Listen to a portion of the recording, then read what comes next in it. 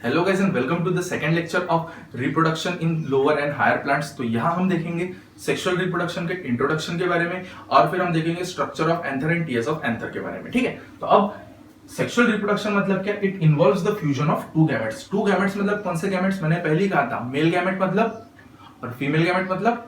Okay, उसके बाद in sexual reproduction it can be seen in higher plants. Sexual reproduction आपको mostly higher plants में नजर आता है। हायर प्लांट्स जैसे आपका angiosperms and gymnosperm. Angiosperm means what? ऐसे प्लांट जिनके पास में फ्लावर होता है। जिम्नोस्पर्म मतलब क्या? ऐसे प्लांट जिनके पास में नेकेड सीड होता है। एंजियोस्पर्म में जो सीड होता है वो एनक्लोज्ड होता है and they are known as the flower bearing plant. ठीक है, उसके बाद हम देखते हैं it involves the fertilization. Fertilization मतलब क्या होता है? That the fusion of haploid gametes to form diploid zygote. अब हैप्लॉइड गैमेट्स मतलब क्या? हैप्लॉइड मतलब क्या? जिनके पास में n नंबर ऑफ क्रोमोसोम होता है, और डिप्लॉइड मतलब क्या? जिसके पास 2n नंबर ऑफ क्रोमोसोम होता है। वो हम देखेंगे नेक्स्ट सेल डिवीजन चैप्टर में देखेंगे। ठीक है, अभी हम ज्यादा डिटेल में नहीं जाएंगे उसमें। तो हैप्लॉइड में n number of male gamete और डिप्लॉइड में n और सेकंड हैप्लॉइड में n number of female gamete to give a diploid zygote. तो उसे हम क्या कहते हैं? फर्टिलाइजेशन। उसके बाद हम देखते हैं that in sexual reproduction it takes place mostly in typical flower which consist of calyx, corolla, androecium and gynoecium. अभी आप इस चीज के बारे में पढ़ भी रहे हो और आपने इसके बारे में पहले भी पढ़ चुका है। आपको आपकी स्क्रीन पे एक डायग्राम दिखाई दे रहा होगा जिसमें आप देख रहे हो कि फ्लावर के पार्ट्स के बारे में, जहां पर आपको एंड्रोशियम और गाइनोशियम दिखाई दे रहा है। एंड्रोशियम में जो होता है मेल पार्ट, एंड्रोशियम के मेल पार्ट को हम स्टेमेन भी कहते हैं और गाइनोशियम के फीमेल पार्ट को हम कार्पेल भी कहते हैं। ठीक है, तो ये क्या था? This was about the structure of the typical flower. अब ये जो स्टेमेन होता है, इस स्टेमेन के पास में होता है फिलामेंट और एंथर, और इस एंथर के अंदर में होता है पोलन ग्रेन। तो अब ये एंथर और पोलन ग्रेन क्या करते हैं, इनका काम क्या है, चलो देखते हैं। तो अभी हम देखते हैं स्ट्रक्चर ऑफ एंथर के बारे में। तो स्ट्रक्चर ऑफ एंथर में सबसे पहले हम इंट्रोडक्शन ले लेते हैं एंथर के बारे में। तो एंथर क्या होता है? It is present at the tip of the filament and it consist of the pollen grain. आपको इमेज में दिखाई दे रहा होगा कि एंथर प्रेजेंट कहां है और फिलामेंट कहां है करके। ठीक है, उसके बाद anther is generally dithecous and it is tetrasporangiate. Dithecous means क्या होता है? डायथीकस मींस क्या होता है गाइस? डायथीकस मींस होता है टू लोब्स वाला, और वही टेट्रास्पोरेंजिएट मींस क्या होता है? ऐसा एंथर जिसके पास में 4 पोलन सैक होते हैं। आपको इमेज में दिखाई दे रहा होगा। डायथीकस मींस क्या? टेट्रास्पोरेंजिएट मतलब क्या? तो वही अगर वो डायथीकस है तो उसके पास में 4 पोलन सैक है, तो अगर वो मोनोथीकस होगा मतलब उसके पास में एक ही लोब रहेगा, तो वो कैसा रहेगा? 2 पोलन सैक वाला। ठीक है, आपको इमेज में दिख रहा होगा 2 पोलन सैक वाला भी कौन सा होता है करके। ठीक है, तो ये क्या है? About the introduction of the anther. अब देखते हैं अपन टीएस ऑफ एंथर के बारे में। चलिए, तो चलो अब देखते हैं about the TS of anther के बारे में। तो अगर हम टीएस ऑफ एंथर की बात करें तो anther is divided into 2 part. TS of anther 2 part में डिवाइड है। एक है वॉल और दूसरा क्या होता है गाइस? उसे हम कहते हैं पोलन सैक और माइक्रोस्पोरेंजियम। तो अभी हम सबसे पहले देखते हैं वॉल के बारे में। तो अगर आप देखो तो एंथर की wall it is divided into 4 parts which is epidermis, endothecium, middle layer and tapetum. आपको डायग्राम में दिखाई दे रहा होगा लेबल करके कि एपिडर्मिस, एंडोथीशियम, मिडल लेयर और टेपिडम कहां है। अभी हम देखते हैं एक एक करके इनका फंक्शन क्या है।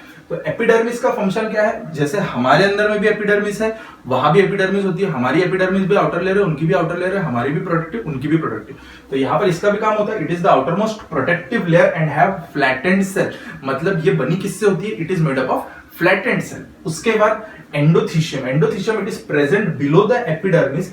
The cells of endothecium are hygroscopic. अब एंडोथीशियम ये आपको एपिडर्मिस के बाद में नजर आएंगी, और ये कैसी होती है? हाइग्रोस्कोपिक। ठीक है, the cells of endothecium are hygroscopic. तो इसके पास जो भी सेल रहेंगे ये हाइग्रोस्कोपिक। हाइग्रोस्कोपिक मींस क्या होता है? ऐसे सेल्स जो हवा से मॉइस्चर को एब्जॉर्ब करते हैं। पानी की अगर थोड़ा भी मॉइस्चर अगर हवा में रहा तो उसको ये क्या करते हैं? एब्जॉर्ब करते हैं, और एब्जॉर्ब करने के बाद में क्या करता है? It helps in the adhesives of the anther. तो अभी इमेजिन करें आपके पास एक बलून है, उसके अंदर आप पानी भरते जा रहे हो, पानी भरते जा रहे हो, एक समय क्या होगा कि वो फूट जाएगा। तो उसी तरह से ये वाला सेल क्या करेगा कि हवा से पूरे पानी को एब्जॉर्ब करेगा, और इतना एब्जॉर्ब करेगा कि एक टाइम आ जाएगा कि वो दहीसेंस हो जाएगा। दहीसेंस मींस क्या होता है?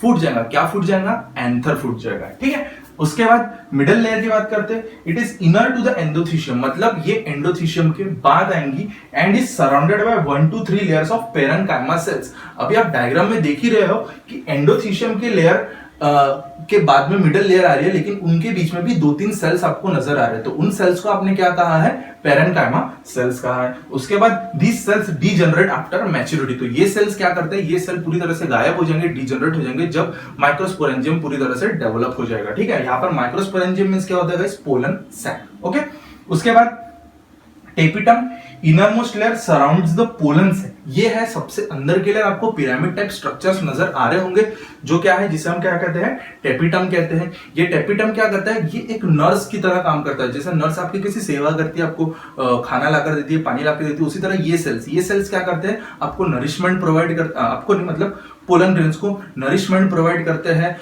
उनकी देखभाल करते हैं और उनको डेवलप करने में हेल्प करते हैं। ठीक है, तो ये काम किसका है, टेपिटम का। तो चलो अब देखते हैं क्या अबाउट द पोलन सैक। देखते हैं next part which is the microsporangium और द पोलन सैक। तो अब यहां पर क्या दिखाई देता है कि each pollen sac contain number of diploid sporogenous cells. Sporogenous cells means क्या होते हैं, ऐसे सेल्स जो स्पोरोजेनेसिस करने वाले हैं, ऐसे सेल्स जो अभी पोलन ग्रेन को डेवलप करने वाले हैं। ठीक है, अब क्या होता है कि ये sporogenous cells divide mitotically to form diploid microspore mother cell.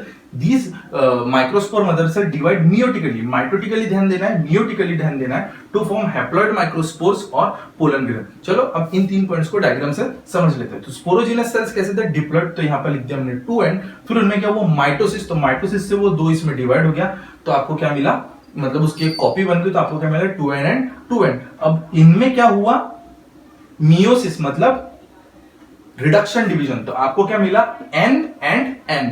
तो इस n एंड n को हमने क्या कहा, हैप्लॉइड माइक्रोस्पोर और द पोलन ग्रेन। तो इस तरह से क्या होता है, development of the pollen grain inside the pollen sac. ठीक है, अभी नेक्स्ट हम देखेंगे स्ट्रक्चर ऑफ द पोलन। तो चलो अब देखते हैं about the structure of pollen grain. ठीक है, अब स्ट्रक्चर ऑफ पोलन ग्रेन में आपको क्या नजर आ रहा है, दैट सबसे पहले तो ये इसके अंदर में क्या होता है, एक न्यूक्लियस होता है, इसलिए हम इसे यूनिन्यूक्लियेट भी कह सकते हैं। और दूसरी चीज आपको क्या दिखाई देता है, that it is spherical in structure. ठीक है, उसके बाद नेक्स्ट क्या है, it is double layered walled called as the sporoderm. अब इसमें क्या होती है कि 2 लेयर्स होती है, ये रेड कलर की एक लेयर होगी और ये दूसरी होगी ब्लैक कलर की लेयर। तो इसमें जो आउटर लेयर होती है इसे एक्साइन कहा जाता है, और इनर लेयर जो होती है इसे इंटाइन कहा जाता है, और इन दोनों लेयर्स को एक साथ क्या कहा जाता है, स्पोरोडम। ठीक है, उसके बाद the outer layer is exine which is highly resistance and it may be spiny. So जो आउटर लेयर जो रेड कलर की नजर आ रही है उसे क्या कहते हैं, एक्साइन, और ये कैसी होती है, स्पाइनी। अब वेरी वेरी इंपॉर्टेंट क्वेश्चन ये आता है कि ये स्पाइनी क्यों होती है। चलो आपको इसका आंसर मुझे कमेंट बॉक्स में देना है कि ये स्पाइनी क्यों होती है। उसके बाद नेक्स्ट आता है that exine is mainly composed of a substance called as the sporopollenin. अब ये जो एक्साइन होती है ये बनी किससे होती है, ये बनी होती है स्पोरोपोलिन से, and sporopollenin is one of the most highly resistance compound in the world which makes pollen grain also very very resistance. अभी आपने देखा होगा पोलन ग्रेन पानी की मार झेल लेते हैं, जमीन की मार झेल लेते हैं, हवा की मार झेल लेते हैं, लेकिन फिर भी पोलन ग्रेन को कुछ नहीं होता, which is the reason why pollen grain are made up of sporopollenin, इसीलिए ये कोई भी चीज को झेल सकते हैं।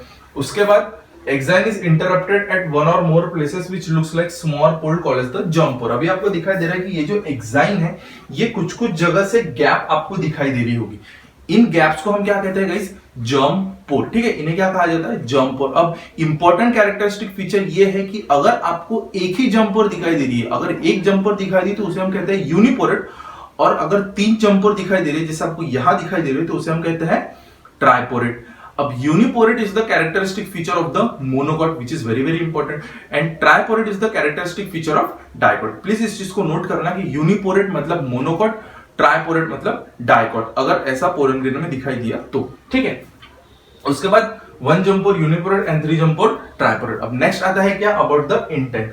अब जो नेक्स्ट लेयर होती है डबल लेयर्स में, पहली एक्साइन होगी, दूसरी क्या है, इंटेंट। इंटेंट क्या है, it is the second most layer and it is composed of cellulose and pectin. जैसे एक्साइन स्पोरोपोलिन से बनी थी, वही इंटेंट सेल्यूलोज और पेक्टिन से बनी होती है। अब दूसरी चीज क्या है कि अगर आप और अंदर जाओ इंटेंट के तो आपको क्या दिखाई देता है, cytoplasm, and it composed of a single nucleus. ठीक है, तो ये था क्या, about the structure of pollen grain. अभी नेक्स्ट लेक्चर में हम क्या देखेंगे, development of the mail gametophyte. Thank you so much.